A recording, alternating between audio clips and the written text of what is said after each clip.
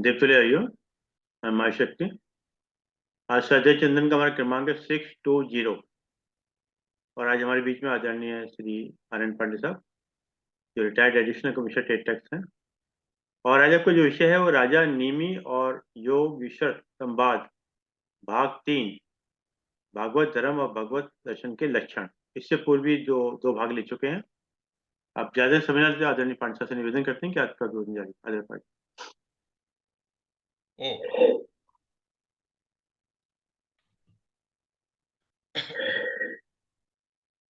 सर्वप्रथम गायत्री मंत्र का उच्चारण करते हैं।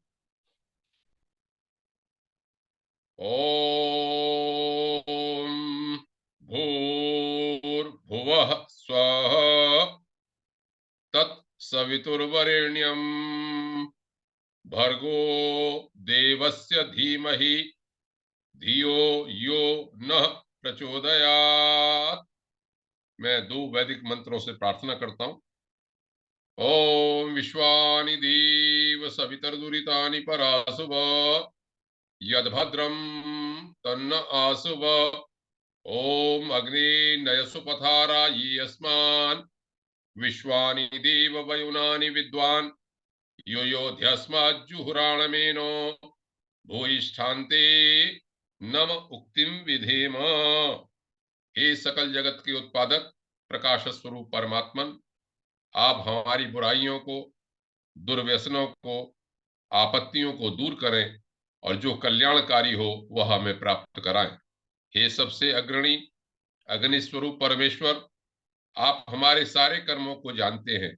आप हमें सन्मार्ग से ले चलते हुए समृद्धि को प्राप्त कराएं। इस मार्ग में जो भी बाधाएं आए उन्हें आप दूर करें। हम आपको बार बार प्रणाम करते हैं। ओ सर्वप्रथम श्री अरविंद शर्मा जी का आभार, जिन्होंने आज मुझे फिर अवसर दिया। मैंने वही विषय लिया जिस पर कि मैं पिछले 2 या 3 बार से बोल रहा हूं, और इसके साथ ही साथ जितने भी हमारे प्रबुद्ध विद्वान साथी हैं, श्रोतागण हैं, उन सबको मैं प्रणाम करता हूं, अभिनंदन करता हूं। आप इतनी रुचि लेके हमेशा ही लगातार 620 सीरियल हो गए हैं, सुन रहे हैं, स्वाध्याय सत्संग में भाग लेते हैं और मुझको भी मौका देते हैं कि मेरी बात आप सुने। अस्तु, जैसा कि यह प्रकरण श्रीमद् भागवत पुराण का है और इस श्रीमद् भागवत पुराण के अधिष्ठाता भगवान देवता श्री कृष्ण हैं, तो सर्वप्रथम मैं उनको प्रणाम करता हूं मंगलाचरण के रूप में। सच्चिदानंद रूपाय विश्वोत्पत्त्यादि हेतवे तापत्रय विनाशाय श्री कृष्णाय वयम नुमः। इसका जैसा कि मैं पहले कह चुका हूं कि यहाँ पर श्री कृष्ण का मंगलाचरण सतचित आनंद की रूप में संसार को उत्पन्न करने, चलाने और प्रलय करने के रूप में है, और उनके ध्यान करने से परमात्मा के तीनों तापों का विनाश होता है। साथ ही साथ नव योगीश्वर और का संवाद श्री नारद जी के कारण श्रीमद् भागवत पुराण में आया है, तो मैं उन दोनों को भी प्रणाम करता हूं। संसार भक्ति अर्थम ब्रह्म भूयाय कल्पनम नव ईगीश्वरोभ्यहि नारदाय नमाम्यहम्। ओ जैसा कि मैं पहले वक्तव्यों में बता चुका हूं कि यह संवाद श्रीमद् भागवत पुराण के 11 स्कंध 11वें स्कंद के दूसरे से लेके 5वें अध्याय तक 4 अध्यायों को संबंधित है। संक्षेप में भूमिका यह है कि नारद जी श्री कृष्ण जी का सानिध्य चाहते थे। भगवान द्वारका में ऐश्वर्य लीला कर रहे थे। श्री नारद जी वहां गए, वसुदेव जी से उनकी मुलाकात हुई। वसुदेव जी ने कहा कि मैंने पिछले जन्मों में बहुत तपस्या की, लेकिन वह तपस्या मोहवशात, उत्कंठावश मैंने यह वर मांगा भगवान से कि आप मेरे पुत्र रूप में आए, और वो पुत्र रूप में आए। लेकिन आप मुझे मोक्ष प्राप्ति का साधन बताएं, मुझे क्या करना चाहिए। तब श्री नारद जी ने एक पुराने संवाद को बताया जो राजा निमि और 9 योगीश्वरों के बीच में था।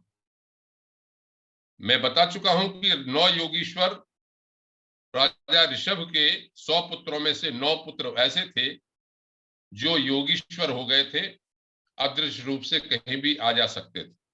राजा निमि के यहाँ यज्ञ हो रहा था, वहां प्रकट हुए। राजा निमि ने प्रश्न किया, उसका उत्तर देना प्रारंभ किया। संक्षेप में एक आउटलाइन में पुनः दोबारा से उद्धृत कर देता हूं कि जो 9 योगीश्वर थे उसमें कवि जी ने भागवत धर्म के बारे में बताया, हरि ने भगवत भक्तों के लक्षण बताए, अंतरिक्ष नामक योगीश्वर जी ने माया का स्वरूप बताया, प्रबुद्ध योगीश्वर जी ने माया को पार कैसे किया जाए यह बताया, योगीश्वर पिपलायन ने नारायण का स्वरूप बताया, आविर्होत्र नामक जो योगीश्वर हैं उन्होंने कर्मयोग के बारे में बताया, द्रुमिल नामक योगीश्वर जी ने भगवान के अवतारों के बारे में बताया है, और चमस ने भगवान का भजन न करने वाले लोगों की क्या गति होती है वह बताया है इस प्रकरण में। और अंत में करभाजन नामक योगीश्वर ने काल भेद से भगवान के वर्ण और पूजन विधि के बारे में बताया। अंत में फलश्रुति हुई। फलश्रुति के बाद में यह बताया जो मैं पहले बता चुका हूं, इस पूरे प्रकरण को जो धारण करता है, धारयेत शब्द है, यहां पर सुनने की बात नहीं कही, बल्कि यह कहा कि जो धारण करता है वह ब्रह्म को प्राप्त होता है।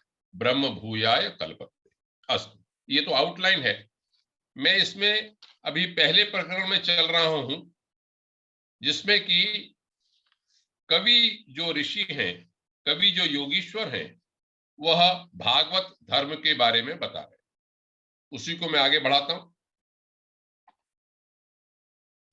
अभी तक भागवत धर्म के बारे में यह बताया कि एक तो जो पहले बता चुका हूं मैं, कर्म समर्पण की बात, कि आप शरीर से, मन से, बुद्धि से जो भी कर्म करते हैं वह भगवान को समर्पित कर दें, और जो अपने रूप को जान लेता है कि मैं मनुष्य हूं इत्यादि के, ये जो हमारे अज्ञान की विस्मृति हो गई है अज्ञान के कारण, उसको छोड़ के जब असली रूप जान जाता है गुरु और देवता की कृपा से, तब वो ही भागवत धर्म है उसका।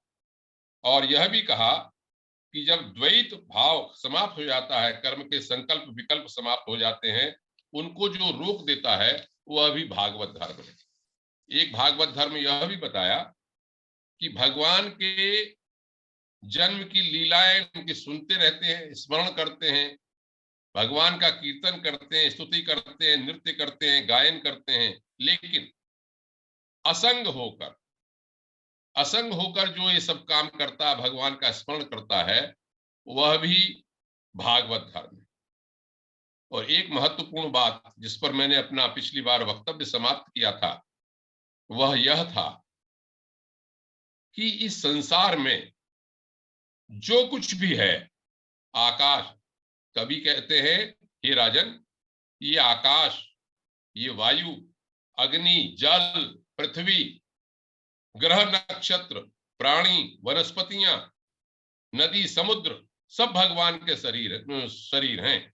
सरित समुद्रांश्च हरे शरीरम, सब कुछ भगवान का शरीर है। देखिए, कहां एक भाव से लेके चलते हैं आगे और उसको कितना विस्तार कर देते हैं।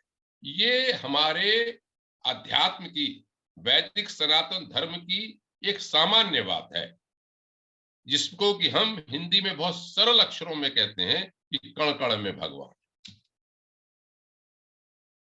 कंकर कंकर में शंकर है। बहुत ही सरल बात लगती है, लेकिन मैं इतने आपके सामने शास्त्रीय व्याख्यान, वक्तव्य, शास्त्रों का उल्लेख करता हूं तो उसमें लिखा यही होता है, चाहे वो ईशावास्यम इदम सर्वम ईशा उपनिषद हो, चाहे ब्रह्म एव एदम विश्वम, चाहे मुंडक उपनिषद हो, और कितने भी मैं वक्तव्य दे चुका हूं, उसी बात को यहां पर कहा है। चाहे वो कोई भी ग्रंथ आप उठा लें, एक बात को सब में कॉमन है कि सब में भगवान है। भगवान का जो चेतन चीज है वो सब में है, उसका विस्तार जरूरी आवश्यक है। यह ऐसा मुझे लगता है। तो यहां पर ये भागवत धर्म बताया, यद किंच भूतम प्रणमेद अनन्यः। जो भागवत धर्म है वह है कि जो कोई भी प्राणी है उसको अनन्य भाव से, भगवत भाव से प्रणाम करता है भागवत वाला। अब आज से यहां से नई बात प्रारंभ होती है जो बची हुई है। अब बात होती है भक्ति की। बड़ा जोरदार है हमारे यहाँ, जितने वक्तव्य होते हैं यही बात रहती है, भक्ति है, ज्ञान है, कर्म है, क्या है। तो आज आप देखेंगे कि श्रीमद् भागवत पुराण, जिसको कि भक्ति प्रधान माना जाता है ग्रंथ को, जैसे योग वासिष्ठों को ज्ञान प्रधान माना जाता है, लेकिन इन सब में किस तरह से समानता हो जाती है। अब भक्ति की बात कैसे करते हैं, यहां पर कहते हैं राजन देखो भक्ति की विशेषता क्या है। वो कहते हैं देखो हम खाना खाते हैं। बड़ा अच्छा उदाहरण दिया है इस श्लोक में, और इसको जो व्यास लोग हैं श्रीमद् भागवत पुराण के, बहुत ही अच्छी तरह से इसकी व्याख्या करके कहते हैं, बोलते हैं।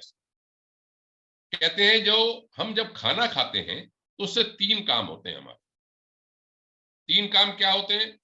एक तो सुख मिलता है, तृप्ति होती है, और शरीर में एक पुष्टि होती है, एनर्जी होती है, शक्ति का संचार होता है। दो काम हो गए। और तीसरा काम क्या होता है? जो हमें भूख लगी होती है वह समाप्त होती है। यहां पर लिखा तुष्टि ही पुष्टि ही क्षुद अपायोनुघासम। तुष्टि हो गई, पुष्टि हो गई, क्षुद माने भूख, क्षुधा। ये तीन चीजें खत्म होती हैं भोजन से। तो ये राजन भक्ति इसी तरह की है। कैसे, क्या क्या होता है? भक्ति प्रेम पैदा करती है। भगवान में प्रेम पैदा करती है भक्ति। और दूसरे भक्ति करने से क्या होता है? भगवान में जब प्रेम होने लगता है तो प्रेमास्पद का अनुभव होने लगता है। भगवान का प्रेम के स्वरूप का अनुभव होने लगता है। पहले तो भक्त प्रेम करता है, हम भगवान से प्रेम करते हैं भक्ति में, और भक्ति के जैसे प्रेम भी करते करते रहते तो उसके प्रेम का, आनंद का, सुख का अनुभव होने लगता है। और तीसरी बात, भक्ति की बड़ी विशेषता यह है कि जब भगवान की भक्ति में लग जाता है, प्रेम होने लगता है, प्रेम का अनुभव होने लगता है, तो उसे अन्य वस्तुओं से वैराग्य हो जाता है। ये देखिए आप विशेषता। ये बड़ा अच्छा श्लोक है। भक्ति परेशानुभवो विरक्ति ही। मैं कम संस्कृत बोल रहा हूं लेकिन बहुत सरल है, इसको बहुत अच्छी तरह से बोलते हैं। भक्ति प्रेम, परेशानुभवो भगवान का अनुभव, और विरक्ति वैराग्य, तीन चीजें होती हैं। अब यहां पर जब अगले श्लोक में उन्होंने कहा कि अब एक एक वृत्ति इसको प्रतिक्षण जब भगवान के चरणों का ध्यान करे, भगवान के गुणों का ध्यान करे, भगवान के स्वरूपों का ध्यान करे या स्तुति गाए, जैसे भी उसको आता है, तो अवश्य ही भगवान के भक्ति और विरक्ति और भगवत प्रबोध हो जाता है। उसको भगवान हमेशा अनुभव होने लगते हैं। ये भी एक भागवत धर्म है, वह भागवत हो जाता है। अब यहां पर जब मैं भक्ति की बात आई तो मुझे याद आया कि मैंने एक विद्वान से सुना था कि ये जो विरक्ति की बात कही ना, संस्कृत के भक्ति शब्द को ही अगर आप याद कर ले दो तरह से, भजनाद भक्ति, भजन करने से भक्ति, और भंजनाद भक्ति। भंजनाद माने सांसारिक आसक्तियों का, बंधनों का जो भंजन तोड़ देता है, वह भी भक्ति है। तो दो तरह की बात हो गई इसमें। मुझे ये जब मैं विचार करता हूं तो ये लगता है व्यावहारिक रूप में कि पहले तो हम इसी उसमें पड़े रहते हैं कि भाई पहले हम संसार की वासनाएं तोड़ दें तब जाएंगे भगवान के। लेकिन भक्ति मार्ग ये कहता है आप भक्ति करने लगो। जब आप भक्ति करने लगोगे, एक चीज से जुड़ जाओगे, तो आपको और बंधन खत्म हो जाएंगे व्यावहारिक रूप में। मैं यहां पर सांसारिक बहुत उदाहरण नहीं देना चाहता, लेकिन फिर भी आप ये देख लीजिए कि हमें जब एक चीज पर ध्यान होता है, जब हम खेलते हैं तब हम और चीजें भूल जाते हैं। मुझे याद है कि जब मैं स्पोर्ट्स खेला करता था, बैडमिंटन खेलने जाता था सुबह, तो मुझे ये ध्यान भी नहीं रहता था कई बार कि दूसरे कोर्ट में कौन खिलाड़ी खेल रहा है। इतना आदमी आपने अनुभव किया होगा। इसी तरह से जब परीक्षा देता है, तो जो परीक्षा देते हुए लिखता है, तो उसे जो बहुत अच्छा विद्यार्थी, आप बहुत मन से जब पेपर को सॉल्व कर रहे हो, तो आपको ये भी ध्यान नहीं रहता कि अड़ोस पड़ोस में क्या हो रहा है, आप अपने पेपर में लग जाते। आप अपनी प्रेमिका को, आप अपने प्रेमी को जब याद करते हैं, तब दूसरी चीजें समाप्त हो जाती हैं। उसी तरह से भक्ति मार्ग यह कहता है कि भगवान में प्रेम करो, भगवान के गुण, और प्रेम करने का लीला, गुण, गान, स्तुति इत्यादि करोगे तो आपको और चीजों से विरक्ति हो जाए। हम बजाय संसार से लड़ने लगे, अब भगवान की शरण में चले, ऐसा कहते हैं। तो भंजनाद भक्ति और भजनाद भक्ति। अब यहां पर मैं नारद भक्ति सूत्र के कुछ चीजें आपको सामने रखता हूं, जो इस प्रकरण में नहीं है लेकिन भक्ति का मामला है। और नारद भक्ति सूत्र के बारे में मैंने बताया है पहले आपको एक दो बार कि नारद भक्ति सूत्र के नाम से एक ग्रंथ है, इसमें 84 सूत्र लिखे हुए हैं। इससे भक्ति के बारे में एक बात स्पष्ट होती है थोड़ी सी। क्या शुरू का सूत्र है उनका, उसी तरह से जैसे कालरा साहब ने योग दर्शन पर बोला, अथ योगानुशासनम पहला सूत्र है। ब्रह्म सूत्र पढ़ेंगे तो कहेंगे अथा तो ब्रह्म जिज्ञासा, हम ब्रह्म की जिज्ञासा करते हैं। उसी तरह से इस ग्रंथ का पहला सूत्र है अथा तो भक्तिम व्याख्यास्यामः, अब हम भक्ति की व्याख्या करते हैं। तो नारद भक्ति सूत्र का दूसरा ही सूत्र, सातु अस्मिन प्रेम स्वरूपा, सा माने वह भक्ति तो अस्मिन इस भगवान में प्रेम स्वरूप है। प्रेम करने को कहते हैं भगवान से भक्ति। फिर दूसरा सूत्र दे देते हैं, छोटे छोटे सूत्र हैं, अमृत स्वरूपाच। अमृत स्वरूपाच, अमृत अमर हो जाता है नहीं, भगवान का जो प्रेमामृत है ना वो मिल जाता है।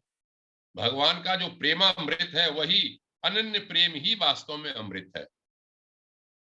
अब उसके बाद क्या कहते हैं, उसके बाद ये कहते हैं देखिए क्या होता है भक्ति मिलके।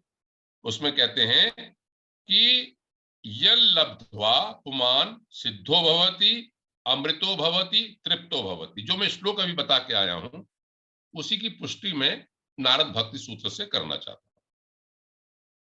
यल लब्ध्वा माने जिसे प्राप्त करके, पुमान माने पुरुष, सिद्धो भवति सिद्ध हो जाता है, अमृतो भवति अमर हो जाता है, तृप्तो भवति तृप्त हो जाता है। तीनों में अर्थ जरा समझ लें।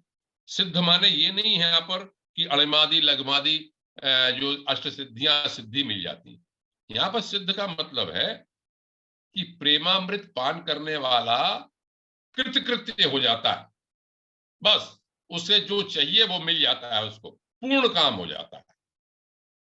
अमृत प्रेमामृत मिल गया उसको, तृप्तो भवति तृप्त हो जाता है। जैसे भोजन करने से भोजन मिलना था, मिल गया भोजन, प्रसन्नता हुई, और भोजन मिलते ही उसको एनर्जी मिली, शक्ति का संचार हुआ, अमृत हो गया और भूख खत्म हो गई, तृप्तो भवति। तो जो इस श्लोक में बात लिखी कि भक्ति परेशान भवो विरक्ति, भक्ति प्रेम, भगवान का अनुभव और विरक्ति, इसी तरह से नारद भक्ति सूत्र में भी यहां पर लिखा कि उसको प्राप्त करके वह सिद्ध पूर्ण काम हो जाता है, अमृत प्रेमामृत हो जाता है उसको, लौकिक अमृत को एक और बात कही यहां पर, वो अमर है जिसको कि लौकिक वासना की मृत्यु हो गई। तो जब भगवान का रस का पान कर लिया उसने, तो उसकी लौकिक वासना की मृत्यु हो गई, इसलिए भी अमृत हो गया और तृप्तो भवति, तृप्त हो गया। एक बात और कही, यत प्राप्य, जिसको पाकर न वांछति, न वो कुछ चाहता है, न शोचति, शोक भी नहीं करता है, द्वेष्टि न द्वेष्टि, द्वेष भी नहीं करता है, नोत्साही भवति, उत्साह भी बहुत नहीं रहता उसमें, और उसको जानकर क्या होता है, इस मत्तो भवति, मस्त हो जाता है, स्तब्धो भवति, पागल की तरह से, बिल्कुल जड़ी की तरह से रहता है, उसी में ही खोया रहता है। क्यों? क्योंकि वो आत्मा रामो भवति, आत्मा में रमण करने लगता है। अब आप इसकी प्रोग्रेस को ज्ञान मार्ग से मिलाएं, अगर ज्ञान क्या कहता है, आत्मा रमण की बात ही तो कहते है केवल एक तरीका, नाम दे देते हैं तो हमको लगता है कि पता नहीं कौन सा रास्ता अलग है, क्या है, असली बात तो डूब जाने की है। रामकृष्ण परमहंस को मैं अभी पढ़ रहा था, तो उसमें डूबने की बात की मुझे एक बात याद आ गई कि भैया ये अमृत सरोवर है, इसमें डूबने का भय मरने का नहीं है, इस अमृत सरोवर में तो अमृत अमर हो जाता है आदमी, इस प्रेम रस में तो डूब के आदमी अमर ही हो जाता है, ऐसा ये भक्ति का रस है। इतना कहने के बाद जब ये भक्ति की बात चली तो उन्होंने कहा होता क्या है।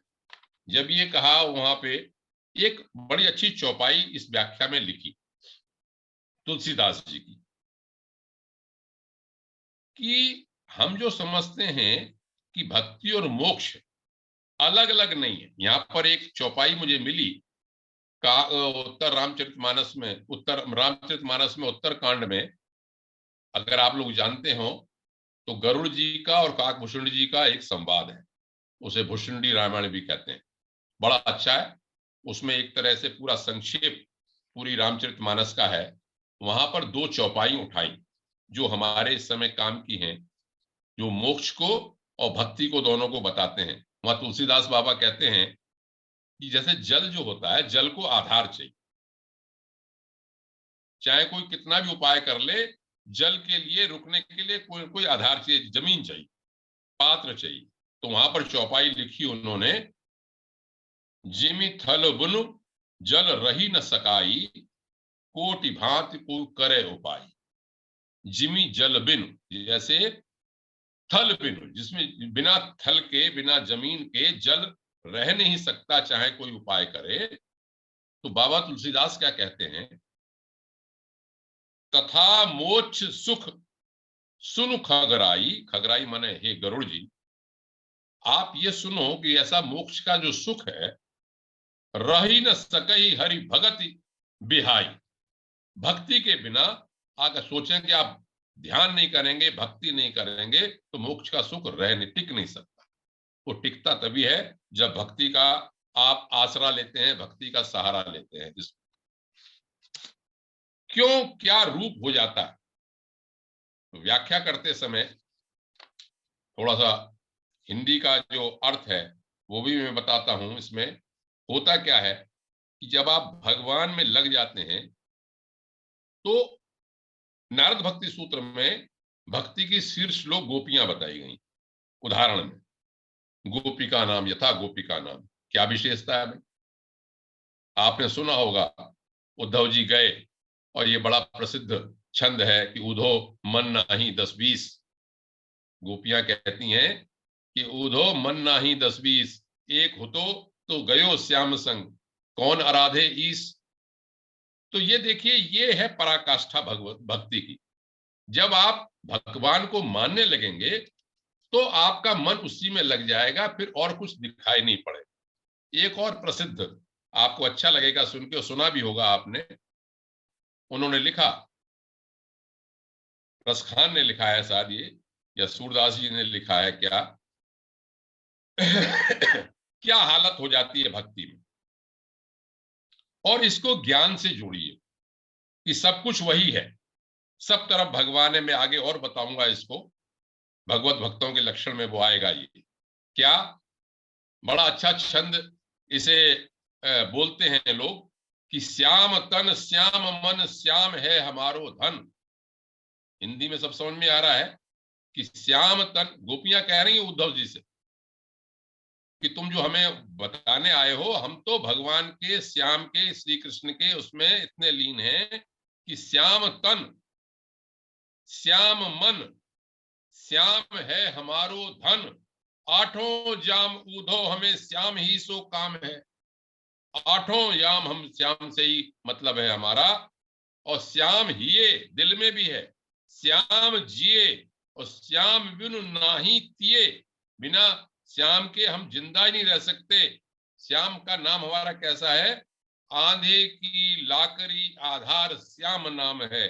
जैसे अंधे की लाकड़ी होती है, उस तरह का हमारा आधार है श्याम गति, श्याम मति, श्याम ही है प्राणपति, श्याम सुखदाई सो भलाई शोभा धाम है। ऊधो तुम आए बौरे पाती लेके दौरे दौरे, जोग कहां राखे यहां रोम रोम श्याम है।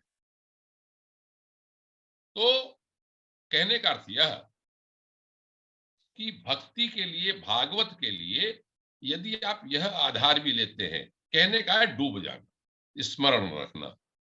भगवान को अब मैं संस्कृत में कह दूं तो उतना अच्छा नहीं लगेगा, मधुर, कि अनन्यास चिंतयन्तो माम ये जनः पर्युपासते। अनन्य भाव से जो मेरा भगवत भजन करते हैं, गीता में कहा भगवान ने, वो भी मुझे प्राप्त होते हैं। योग क्षेमम वाहम्यम, मैं इनके योग के क्षेम को वहन करता हूं। अब अगला श्लोक जो इसके हरि जी, कवि जी का जो अंतिम श्लोक आ जाएगा, वो है, उन्होंने ये कहा कि जब इस तरह की भक्ति करता है जो भागवत वाला, उसका होता क्या है, पराम शांतिम उपैति साक्षात, परा शांति को प्राप्त होता है। अब जैसे ही परा शांति की बात आती है तो मुझे गीता, चूंकि हमने पढ़ी है, आप लोगों ने भी सुनी है, तो गीता की बात याद आने लगती है। गीता कहती है एक जगह तो 4/39, ज्ञानम लब्ध्वा पराम शांतिम ना चिरेणाधिगच्छति। वहां भगवान कह रहे हैं 4थे अध्याय में कि हे अर्जुन, इस ज्ञान को प्राप्त करके शीघ्र ही शांति प्राप्त हो जाती है।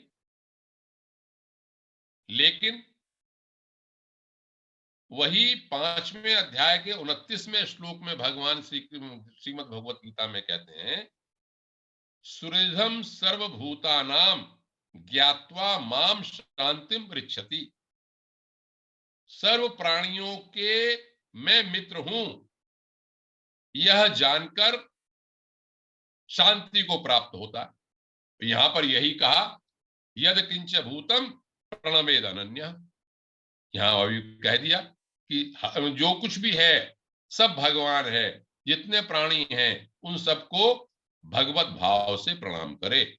ये भागवत के धर्म है, भागवत धर्म है ये, कि आप उसमें कोई अंतर न समझें। एक आक्षेप लगाते हैं, अभी आपने भी सोशल मीडिया पे वीडियो चलते रहते हैं, उसमें देखा कि कहते हैं भाई यहाँ तो एक कितने ही सारे भगवान है। यही विशेषता है, यही व्यापकता ही विशेषता है, क्यों हमारे ऋषि मुनियों ने यह अनुभव किया कि प्रत्येक वस्तु में वह विद्यमान है, उसकी सत्ता विद्यमान है।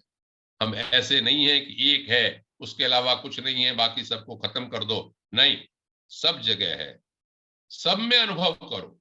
जब सब में अनुभव करेंगे तभी वो सिद्धांत निकला, वसुधैव कुटुंबकम। तो पराम शांतिम उपैति साक्षात, परा शांति को प्राप्त होता है। यहां पर बात समाप्त हुई। पहले योगीश्वर की। अब राजा ने कहा, राजा निमि ने प्रश्न किया, ये प्रश्न किया, अथ भागवतम ब्रूत यद धर्मो यादृशो नृणाम यथा चरति यद ब्रूते यर लिंगई भगवत प्रिय। इसका अर्थ यह हुआ कि हे योगीश्वर, अब आप कृपा करके भगवत भक्त के लक्षणों का वर्णन कीजिए।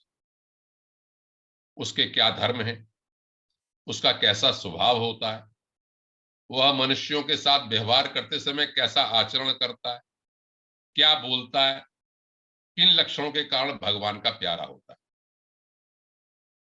इतनी सारी बातें उन्होंने पूछी तो दूसरे योगीश्वर हरि ने कहा।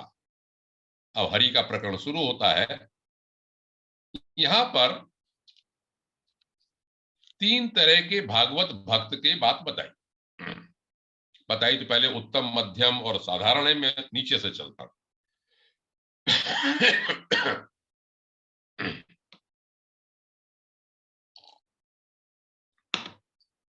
उन्होंने कहा साधारण 3 तरह के भक्त बता दिए। एक साधारण भक्त होता है भगवत भक्त, एक मध्यम भगवत भक्त होता है, एक उत्तम भगवत भक्त होता है। उन्होंने कहा साधारण कौन सा होता है? तो साधारण का उन्होंने ये कहा कि आप इसको, मैं इसलिए कह रहा हूं कि आप जरा देखते रहिए दृष्टिकोण का विशालता, संकुचित दृष्टिकोण से विशाल दृष्टिकोण। जो भक्ति की बात और ज्ञान की बात चलाते हैं उसमें देखिए ज्ञान पे किस तरह से बात जाती है ये पूरी विशाल में। साधारण भक्त वह है जो भगवान के अर्चा विग्रह तो करता है, मूर्ति आदि की पूजा तो श्रद्धा से करता है कि यहां भगवान है, लेकिन भगवान के भक्तों या दूसरे लोगों की विशेष सेवा शुश्रूषा नहीं करता। भगवान की उसने अपने पूजा वूजा कर ली, हमें जैसे घंटी बजा दी, काम खत्म हुआ, और हमें दरिद्र नारायण की सेवा या भगवान की परोपकार करना या दूसरों की, भक्तों की और किसी की सेवा करना, इसमें कोई रुचि नहीं लेता। वह साधारण श्रेणी का भक्त है। न तद भक्तेषु चान्येषु स भक्त प्राकृत स्मृत। प्राकृत शब्द दिया, प्राकृत मानो तो साधारण, बस उसने तो वहीं तक सीमित अपने को कर लिया, हो गया है भगवत भक्त वो भी। तो उन्होंने कहा मध्यम कोटि का भगवत भक्त कौन सा है? मध्यम कोटि का भगवत भक्त वो है जो भगवान से प्रेम, उनके भक्तों से मित्रता, दुखी और अज्ञानियों पर कृपा और भगवान से द्वेष करने वालों की उपेक्षा करता है, वह मध्यम श्रेणी का है। थोड़ा सा और बढ़ा दिया, एक दृष्टिकोण और विशाल विकसित कर दिया। क्या कह दिया? भगवान से तो प्रेम करता है और भगवान के भक्तों से भी मित्रता रखता है और दुखी और अज्ञानियों पर भी कृपा करता है, लेकिन जो भगवान से द्वेष करने वाले हैं उनकी वो उपेक्षा करता है, वो मध्यम श्रेणी का है। अब आइए कि भाई उत्तम श्रेणी का भागवत कौन है? इसे आप खूब अच्छी तरह से श्रीमद् भगवद गीता में, उपनिषदों में सब जगह सुन चुके हैं। उसी को यहाँ पर बात कहते हैं। मैं तरह तरह से उस शब्दों को कह के उसी बात को कहते हैं। क्या कहते हैं देखिए, हिंदी में इसका अर्थ यह है जो इन्होंने कहा कि आत्मस्वरूप भगवान समस्त प्राणियों में आत्मा रूप से नियंता रूप से स्थित हैं, जो कहीं भी न्यूनाधिकता मतलब कम ज्यादा न देखकर सर्वत्र परिपूर्ण भगवत सत्ता को ही देखता है। साथ ही समस्त प्राणी और समस्त पदार्थ आत्मस्वरूप भगवान में ही आधेय रूप से या अध्यस्त रूप से, मतलब या तो भगवान में सब कुछ है या भगवान सब में है, इस दृष्टि से जो देखता है, इस प्रकार का जो अनुभव करता है, इस प्रकार की जो सिद्ध की दृष्टि है, वह उत्तम भागवत है। मैं जब इसको पढ़ रहा था, अध्ययन कर रहा था आज, तो मेरे मन में ये विचार आया कि जब हम मूर्ति पूजा के बारे में एक दृष्टिकोण रखते हैं कि भाई मूर्ति पूजा क्यों करते हैं, क्या नहीं करते, तो उन लोगों के लिए जो केवल मूर्ति पूजा करने वाले उनके लिए चैप्टर का संदेश बहुत बड़ा संदेश मैं समझता हूं। केवल मूर्ति की पूजा करना साधारण, भगवत भक्तों से प्रेम करना, परोपकार करना मध्यम, लेकिन यहां पर भी उत्तम भागवत वही है जो हर आदमी हर जगह सब जगह उस भगवत सत्ता का अनुभव करता है।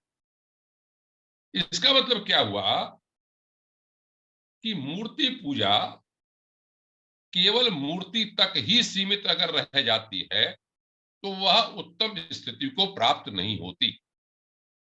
वह एक अनुभव कराने का साधन है, हमें भगवत प्रेम जगाने का साधन है। लेकिन श्रीमद् भागवत पुराण में जगह जगह लिखा है, दत्तात्रेय जी का आएगा, जड़ भरत का आएगा, देवहूति कपिल का आएगा, सब जगह लिखा है कि हर प्राणी से प्यार करो, हर जगह भगवत सत्ता का अनुभव करो। तो यदि मूर्ति पूजक भगवत सत्ता का अनुभव सब प्राणियों में नहीं करता है, हम भी उन्हीं में से हैं, तो हम बहुत साधारण स्थिति में रह जाते हैं, संकुचित।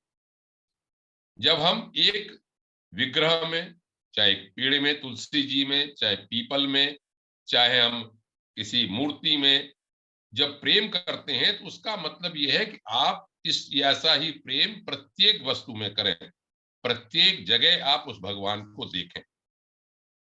अब इसको मैं यदि श्रीमद् भगवद गीता से जोड़ूं तो 6 अध्याय के 30वां श्लोक आपने बहुत सुना होगा, यो माम पश्यति सर्वत्र सर्वम च मयि पश्यति, जो मुझे सब जगह देखता है, मुझ में सब कुछ देखता है। हे अर्जुन, उसका नाश नहीं होता कभी भी। इसी बात को श्रीमद् भगवद गीता की बात को पहले ही ईशावास्योपनिषद में भी कहा गया। यही कहा गया, यस्तु सर्वाणि भूतानि आत्मन्येवानुपश्यति, जो सारे प्राणियों को अपनी तरह से देखता है, सब प्राणियों में मुझे देखता है, इसलिए तत्र कह मोह कह शोक एकत्वम अनुपश्यतः। देखिए, यदि हम प्रत्येक प्राणी में भगवत सत्ता का अनुभव करने लगे तो शत्रुता और मित्रता का भाव समाप्त हो जाना चाहिए और मोह और शोक भी समाप्त हो जाने चाहिए। तो उत्तम भागवत की स्थिति यहां पर यही कही कि ऐसी स्थिति हो जाए तब समझिए कि आप उत्तम भागवत हैं। आगे कहते हैं, देखिए, उत्तम भागवत के लिए यह भी कहा कि हमारे सारे कर्म भगवान से प्रेरित होने चाहिए, भगवान के समय होने चाहिए।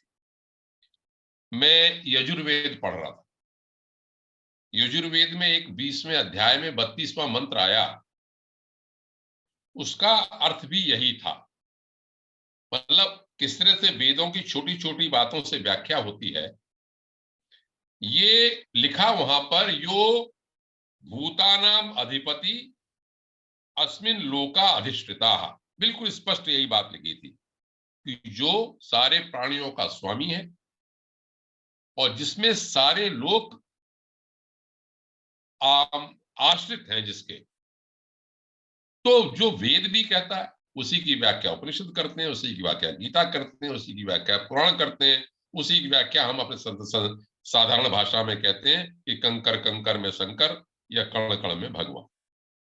तो ये जो बात प्राकृतिक रूप में हिंदी में कैसे भी बोलते हैं, तो ये हमको ही समझना चाहिए कि सब ग्रंथों से समर्थित बातें यहां पर कही कि वो भगवान अधिपति भी है, सबका आश्रयदाता भी है, शासन करने वाला भी है, विशाल हृदय वाला भी है। अब हरि कह रहे हैं आगे, हे राजन, संसार के धर्म क्या है? संसार के धर्म है जन्म मृत्यु, भूख प्यास, श्रम कष्ट, भय और तृष्णा।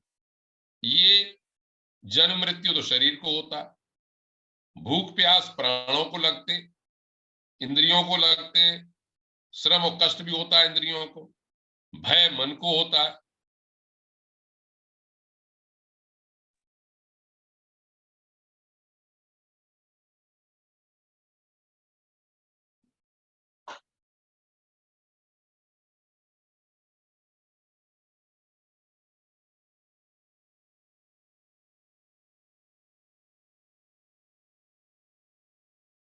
जितनी होता उनमें, ये भगवान के लक्षण है। फिर आगे कहते हैं कि जिसके मन में विषय भोग की इच्छा, कर्म की प्रवृत्ति, बीज वासनाओं का उदय नहीं होता। सबसे बड़ी बात अब आई इसमें कि क्या है, एकमात्र वासुदेव में ही जो निवास करता है वो उत्तम भक्त। वासुदेव निलय सवई भागवतोत्तम। उत्तम भागवत के लक्षण बता रहे हैं। भगवत भक्त के अवश्यम इदम सर्वम, लौट फेर के वही बात आ जाती है। इसको श्रीमद् भागवत, वो श्रीमद् भगवत गीता में भी 7वें अध्याय का 19वां श्लोक है, वासुदेव सर्वमिति महात्मा स सुदुर्लभ। वह अर्जुन, वह महात्मा बहुत सुदुर्लभ है जो ये देखता है, जिसका दृष्टिकोण है वासुदेव सर्वम इति। इसकी पहली लाइन तो बहुत ही अच्छी है कि बहुनाम जन्मनाम अन्ते ज्ञानवान माम प्रपद्यते। ज्ञानियों की बात कर रहे हैं 7वें अध्याय में, ज्ञान विज्ञान योग नाम का 7वां अध्याय है। हे अर्जुन, बहुत से जन्मों तक प्रयास करने के बाद ज्ञानवान मुझे प्राप्त करता है। जब प्राप्त करता है तो उसका दृष्टिकोण क्या होता है? वासुदेव सर्वम, सब कुछ भगवान ही है, ये उसको दृष्टिकोण होता है। तब ज्ञान की परिपक्वता होती है। तो यहां पर क्या कह रहे हैं, यहाँ भगवत भक्त जो है, चाहे ऐसे भक्ति मान लीजिए, ऐसे कह लीजिए, चाहे ज्ञान की दृष्टि कह लीजिए, मैंने पहले ही कहा कि परिपक्व होते ही भक्ति, उसको आधार चाहिए, तो सब जगह भगवान ही भगवान दिखाई पड़ता है, यहीं पर दिखाई पड़ता। दूसरी बात, और भगवत भक्त का क्या लक्षण होता है? अहम नहीं होता। अहंकार माने मैं हूं, घमंड नहीं। ये जो मन बुद्धि चित्त अहंकार में जो अहंकार की बात हम करते हैं, वो साधारण अहंकार की बात नहीं है। वह है अपने अस्तित्व की मैं हूं, मैं भगवान का हिस्सा हूं, मैं अपने इष्ट का ही हिस्सा हूं, मैं उनका दास हूं या स्वामी, वो मेरे स्वामी है, या मैं उनका सेवक हूं, या वो उनका मैं अंश हूं, वो भगवान का मैं आत्म परमात्मा का ही अंश हूं। तो किस चीज का अहम नहीं हो उसमें। यहां पर जो श्लोक कहा, उसमें कहा कि मैं सतकुल में जन्मा हूं, बहुत अच्छे कुल में जन्म लिया है मैंने, मैं तपस्या आदि करता हूं, मेरा वर्ण बहुत अच्छा है, ब्राह्मण वर्ण में हूं मैं, वैश्य वर्ण में हूं, क्षत्रिय में, उच्च कोटि के वर्ण में हूं, मैं आश्रम में सन्यासी हूं, मैं गृहस्थियों से सबसे अच्छा हूं, ये जाति से भी। उसका जो अहम भाव जिसमें नहीं होता, वह भगवान का प्यारा है। यहां पर भगवान के प्यारे की ये बात ये कही। एक और बात कही, उन्होंने ये कहा कि न यस्य स्वः इति वित्तेषु आत्मनि वा भिदा, मतलब संपत्ति में और पैसे में, धन और संपत्ति या शरीर में, जो ये नहीं कहता ये मेरा है, ये पराया है, इस प्रकार का जो भेदभाव नहीं रखता, जो सर्वभूत समः शांतः, सर्व प्राणियों में समत्व का भाव देखता है, शांतः, शांत है, स वै भागवतोत्तमः, वह उत्तम भागवत है। देखिए यहां पर, देखिए शास्त्र की बातें साधारण बातों में कैसे परिवर्तित हो जाती हैं आगे चल के, और प्रसिद्ध हो जाती हैं। ये अपना है पराया है, इसके लिए एक बड़ा प्रसिद्ध श्लोक आगे चल के प्रसिद्ध हुआ, जिसकी एक पंक्ति, एक चरण हम लोगों को याद रहता है, वसुधैव कुटुंबकम। ये जो वसुधैव कुटुंबकम, आप सब जानते हैं वसुधैव कुटुंबकम अर्थ क्या है? ये पृथ्वी ही हमारा परिवार, सब लोग बोलते हैं। ये जो पूरा श्लोक है इसको आप जान लें, जानते भी होंगे शायद। अयम निजः परो वेति, ये मेरा अपना है, ये दूसरे का है। गणना लघु चेतसाम, ये छोटे चित्त वालों की, छोटे लोगों की बात है ये तो, कि अयम निजः परो वेति गणना लघु चेतसाम। दूसरी लाइन में कहते हैं उदार चरिता नाम तू, जो उदार चरित है उनके लिए तो वसुधैव कुटुंबकम, ये श्लोक है जिसके हम वसुधैव कुटुंबकम बोलते हैं कि ये सिद्धांत है। तो ये यहां पर इसलिए लागू होता है कि यहां पर यही का न यस्य स्वः, जो अपने पराये का भेद नहीं होता, इसीलिए यहां पर का वसुधैव कुटुंबकम। और एक बात और महत्वपूर्ण कह दी, सर्वभूत समः, सब में समान। अब समत्व भाव में अगर लेंगे तो श्रीमद् भगवद गीता में तो बहुत कुछ समत्व भाव ही कहा। समत्वम योगम उच्यते, योग ही समभाव से कह दिया वहां पर तो उन्होंने।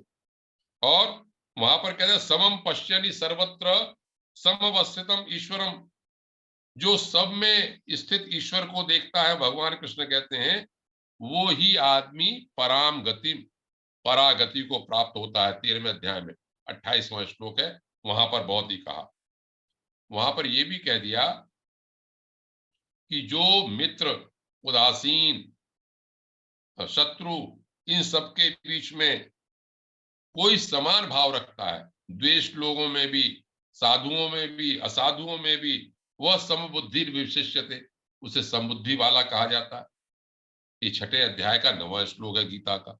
सम के बारे में तो बहुत कुछ कहा गया वहां पर। तो यहां पर ये कहा इन्होंने भागवतोत्तम के लिए समबुद्धि रखनी चाहिए, समता का भाव रखना चाहिए। अब आगे ये कहते हैं कि समय समाप्त हो रहा है, मैं भी समाप्त करता हूं 2-3 मिनट में बात को, जिससे कि ये प्रकरण भगवत भक्त के लक्षण का समाप्त हो जाएगा।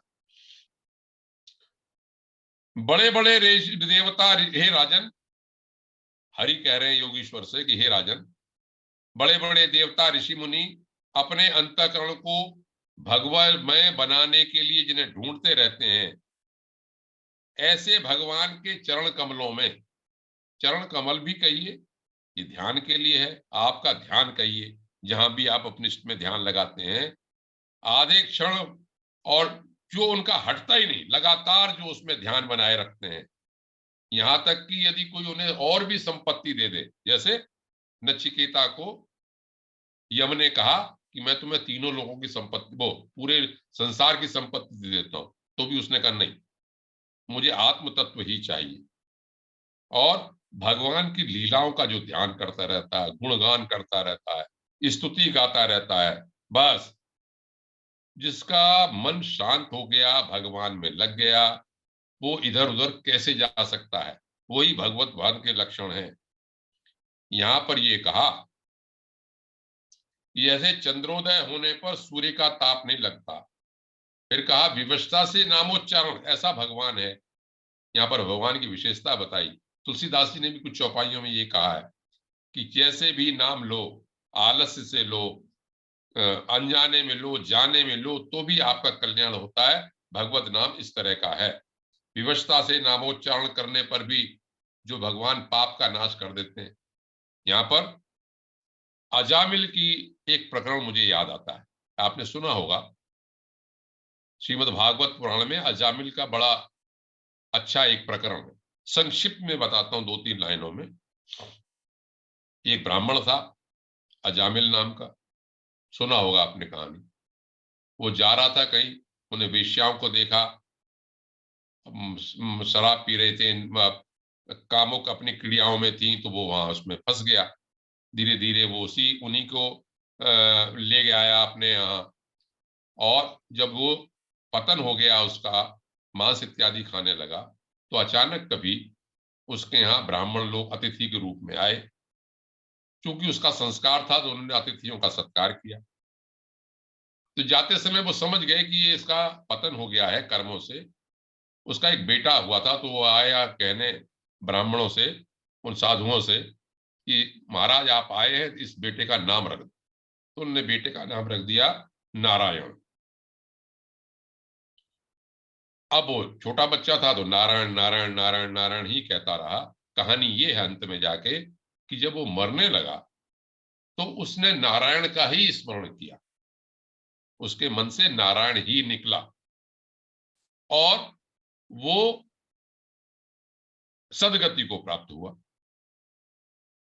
कहते तो ये है कि उसने अपने पुत्र को पुकारा था, लेकिन इस कथानक का ये कहना है कि भगवान का नाम, चूंकि वो इतनी बार नाम ले चुका था, ब्राह्मण वृत्ति का था मूल रूप से, उसके पाप ही नष्ट हो गए थे और उसकी भगवत वृत्ति हो जाने से उसे सदगति प्राप्त हुई।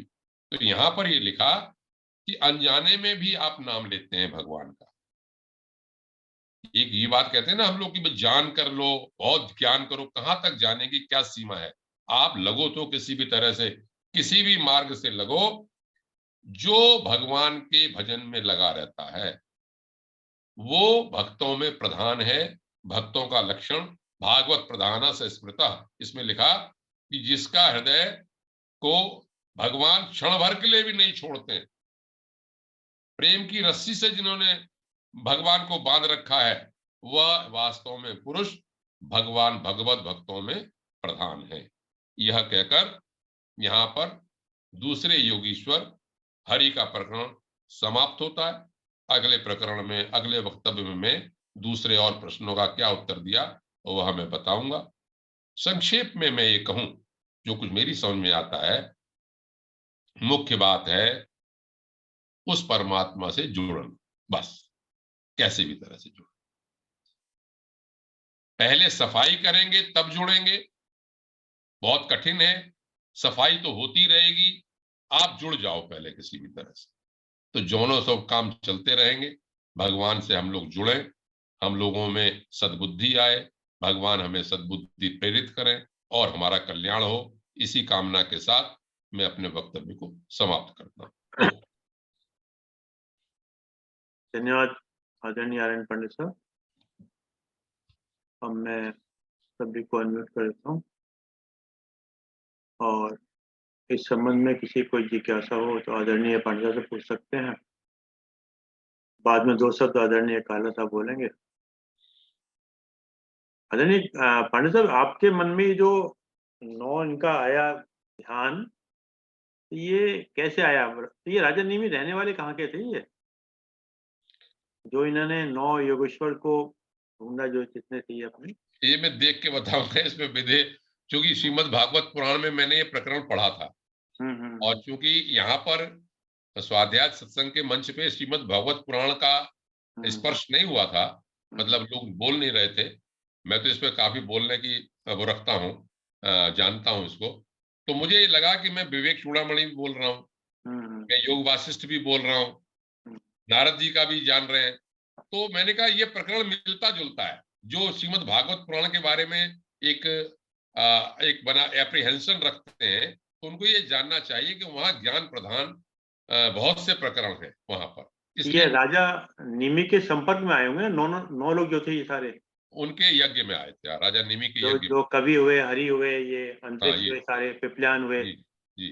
जितने चमस हुए सारे जितने। जब मैंने ये वक्तव्य बोला पिछली बार, हम्म तो आर डी शर्मा साहब ने तो पूरा एक नोट्स बना के मुझे भेजे थे इसके 9 के 9 के, तो उन्होंने पढ़ा, मुझे अच्छा और वो लगा। कवि कवि है, वो हरि है, अंतरिक्ष है, हाँ, पिपलान कभी है, हरि अभियान है, अंतरिक्ष सुमिल है, आविर्भूत चमस है, जी जी जी करभाजन है, जो है ये जी। सारे। तो एक मेरा मन में ये रहता है, एक रूटीन में जो हम सुनते हैं, थोड़ा हटके भी हम्म। नाम आम थोड़ा हटके होना चाहिए, नहीं, हटके होना आप चाहिए, इस सही तरह कह से रहे हैं। मेरा मन है। अभी हमें बहुत से लोगों को ये भी ज्ञान नहीं होगा कि गीता, भगवत गीता, पुराण, इन सब में क्या अंतर है। हाँ, मतलब बहुत से लोग तो भागवत बोलते हैं उसे, हाँ भाग श्रीमद् भागवत पुराण और हाँ, श्रीमद् भगवत गीता में क्या अंतर क्या है ये भी। अंतर है, एक ये भी ज्ञान काफी लोगों को नहीं है। और आपके एक इस मंच पर अब बहुत सारी बातें आ गई हैं, वास्तव में बहुत ज्ञान वाली बातें हैं। तो मेरा देखिए ये हम प्रयास रहता है कि विविधता थोड़ी सी रहे तो अच्छा है।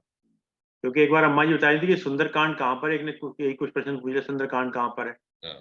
तो ये वास्तव में अपने विषयों का ज्ञान ना होना, ये भी एक विषय क्या है कि इसमें दोष बच्चों का नहीं है, ना युवा पीढ़ी का है, हम लोगों ने हमारा कभी उसकी तरफ, हमारा दोष हमारा दोष है। हमारा तो जैसे मैंने एक बार पहले भी कहा था कि जैसे अब ये लैपटॉप मोबाइल ये आ गया, अब धीरे धीरे प्रयास से हम सब चीज सीख गए, कट पेस्ट करना सीख गए, डिलीट करना, डाउनलोड, ये ऑटोमेटिकली आ गया। और बाकी चीजों का जो ये द्वैत द्वैत टर्मिनोलॉजी जो है हमारी, एक तो आती भी नहीं है, एक डिफिकल्ट भी है, फिर उसमें आदमी घुसना भी नहीं चाहता। जब जैसे आप कहीं टॉपिक है राजा नेमी और नौ युगेश्वर, अब एकदम ना तो क्वेश्चन है राजा नेमी थे कौन, मतलब ये इनके नौ युगेश्वर कौन आए इनके संपर्क में जी। और क्यों आए संपर्क में।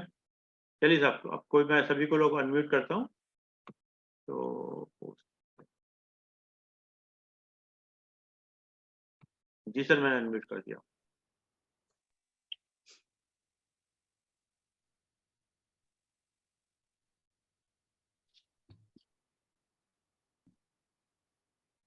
है कोई किसी जिज्ञासा नहीं तो फिर आदरणीय काला साहब बोलेंगे।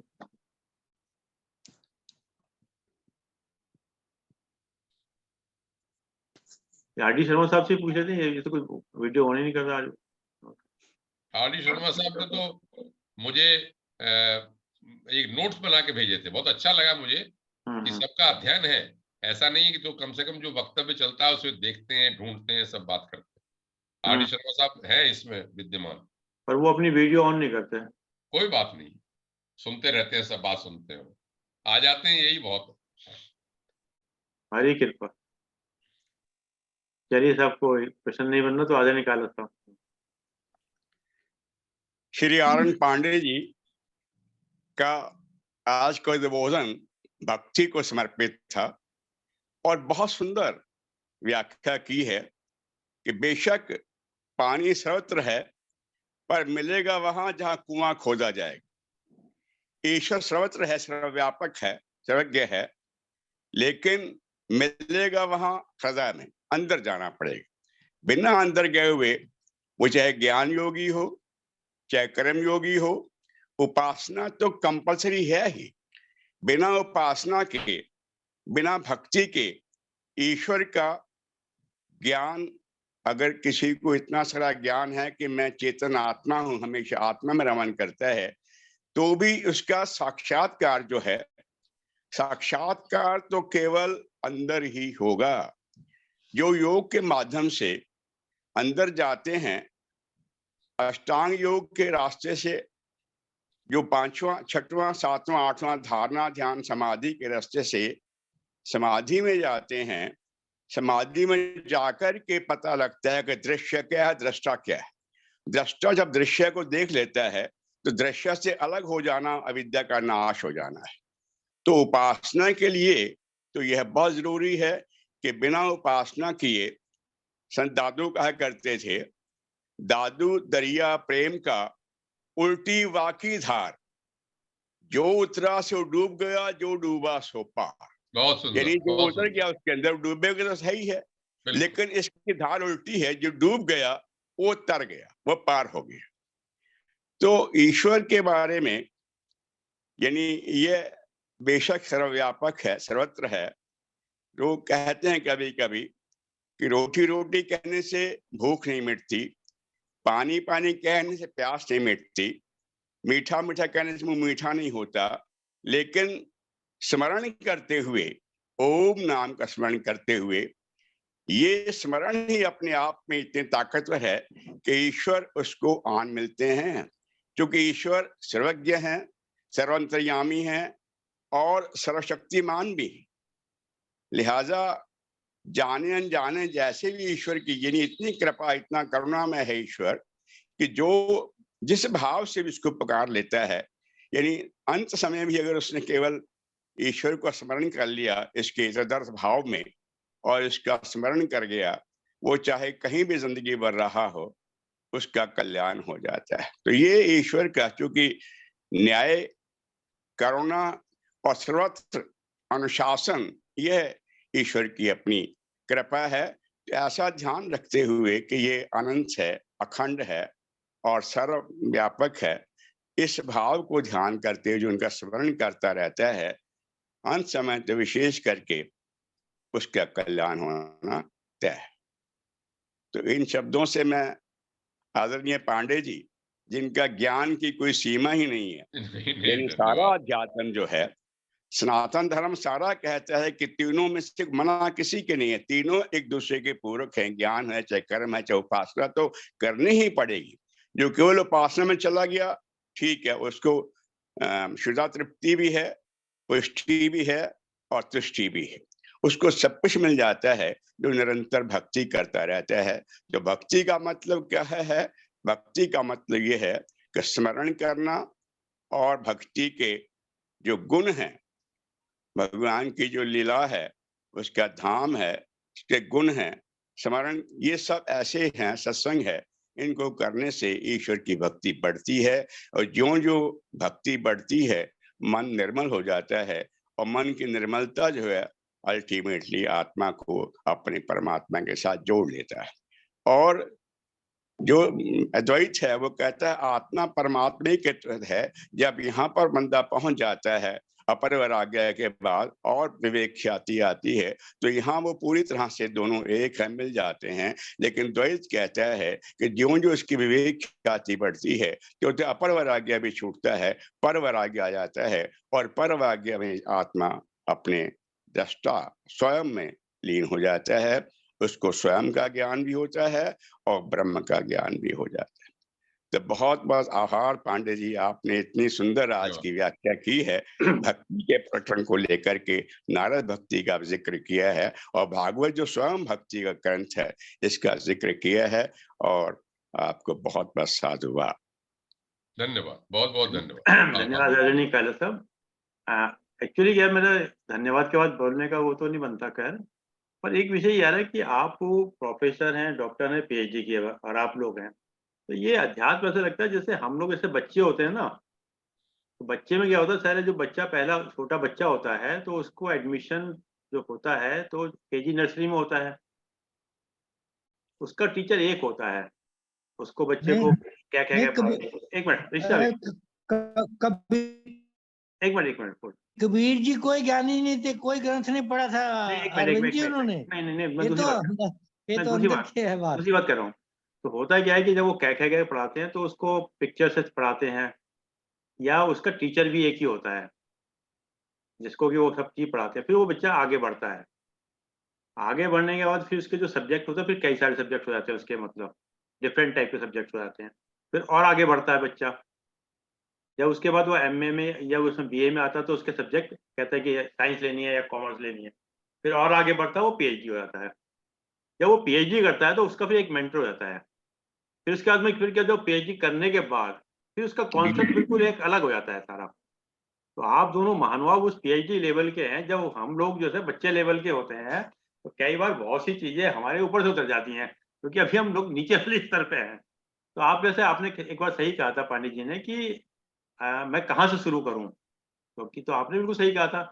तो वास्तव में अभी देखा जाए तो हमारा जो ये अरविंद शर्मा फोरम है, इसमें जैसे आज मैंने चर्चा करी कि हमें बहुत से में गीता, श्रीमद् भागवत गीता, पुराण या शिव पुराण, गरुड़ पुराण, ये सब चीजें हैं, या कोई हमें गरुड़ पुराण का पाठ करते हैं, वहाँ डर जाते हैं, क्या ऐसा करना चाहिए, फिर किसने का कठोपनिषद करना चाहिए। तो वास्तव में हम लोग का जो स्टेज है ना, वो बहुत लोअर लेवल का है। मतलब मैं ये नहीं कह रहा, चर्चा कर करके बहुत लोग हम आगे आ गए हैं, तो बढ़ गया। तो आदरणीय जो देवीशी साहब कह रहे हैं वो एक अपनी जगह सही कह रहे हैं, वो कबीर नानक अलग चीज के हैं, वो एक्सेप्शन के अंदर है, मतलब उससे वो नहीं। मतलब मैं दूसरी बात कह रहा था, मैं कहता कि अभी हम लोग जो है जब धीरे धीरे करके क्या, अभी ना हम उलझ भी जाते हैं, कभी इस यूट्यूब को देखें, कभी इसको देखें, कभी एक लेवल के आने के बाद काला साहब का या आप लोगों का स्तर इतना ऊंचा हो गया कि आप कहीं भटकेंगे नहीं।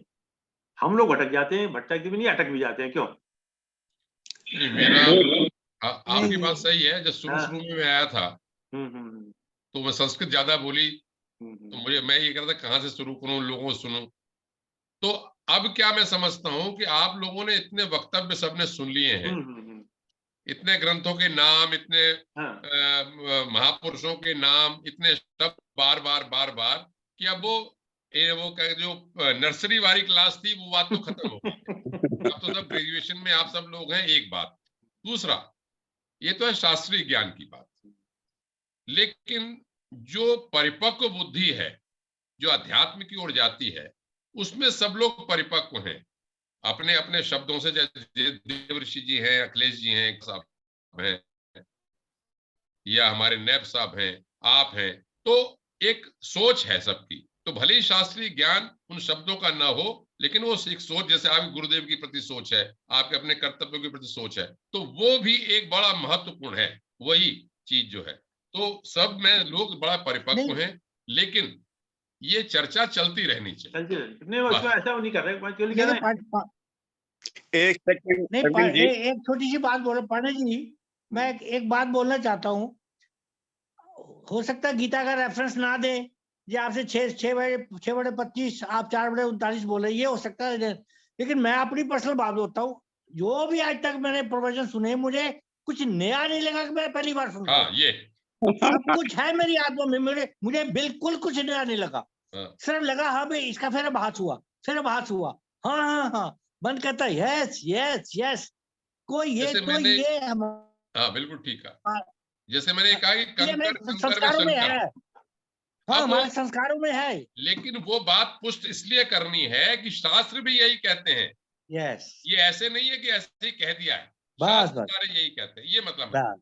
अच्छा अरविंद जी, अभी रेफरेंस बस बात आई है कि ये 9 योगेश्वर कौन थे। जैन फिलॉसफी कहती है जो पहले तीर्थंकर थे, ऋषभ, ऋषभ के 100 बच्चे, 100 पति, उनमें 9 पुत्र थे योगेश्वर हो गए थे। जी हाँ, जी हाँ, ऋषभ ऋषभ महाराज ये जी। पांडे जी ने पूरा बताया, सब कुछ बताया था पांडे जी। हाँ, कि एक तो उसमें भरत हुए थे, हम्म, 81 उसमें कर्मकांड ज्ञान वाले हुए थे, 9 राजा हुए थे और 9 योगीश्वर। 9 ही हो गए थे, दिगंबर जी। नहीं कह रहे हो, ठीक है, ऋषभ अच्छा चल रहा है, इसमें ऐसा नहीं है, मतलब क्या है कि बहुत जैसे अच्छा, जैसे ये सब हमारा, चलते रहना चाहिए, जैसे हमारी भी, सब मेरी भी चलते अपनी रहना चाहिए। जिज्ञासा, मैं आपको बताऊं, मैं खुद एडमिट करता हूँ, मैंने पहले ये जो राजा शब्द निमि का बार नाम नहीं बार सुना था। आएंगे ना अरविंद जी, तो ये फिर अपरिचित नहीं लगते। हाँ, जैसे अब राजा निमि का नाम मैंने नहीं सुना था पहले, पर जब मैंने उसको पढ़ा, देखा, समझा, थोड़ा सा जानकारी ली। और कोई जरूरी नहीं है कि सब लोग शास्त्रीय ज्ञान हाँ, हो ही, ना ऐसा लेकिन नहीं ये है। पुष्टि जरूर होती है कि आप जो सोचते हैं वो शास्त्र सम्मत है।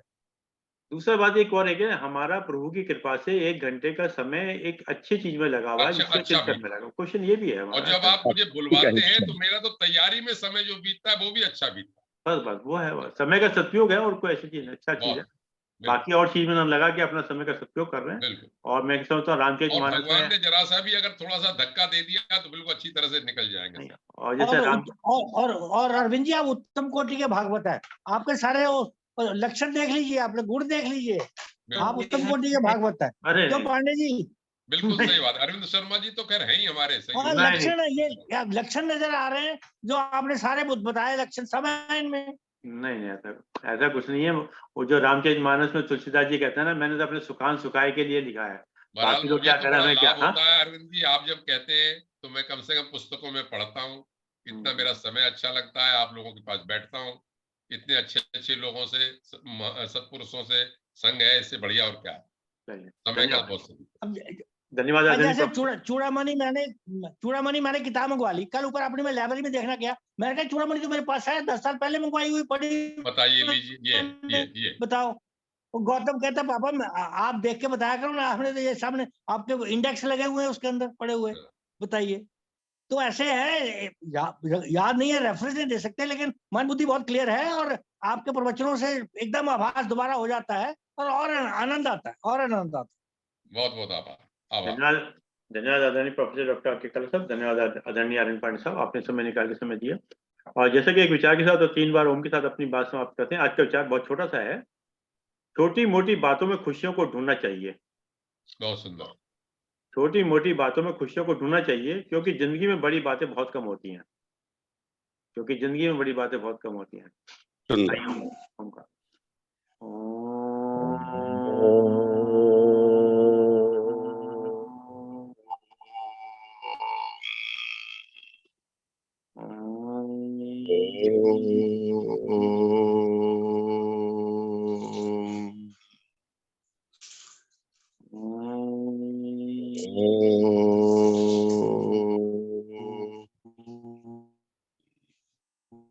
शांति शांति शांति शांति। सभी को प्रणाम। ओ धन्यवाद, आभार। नमस्कार।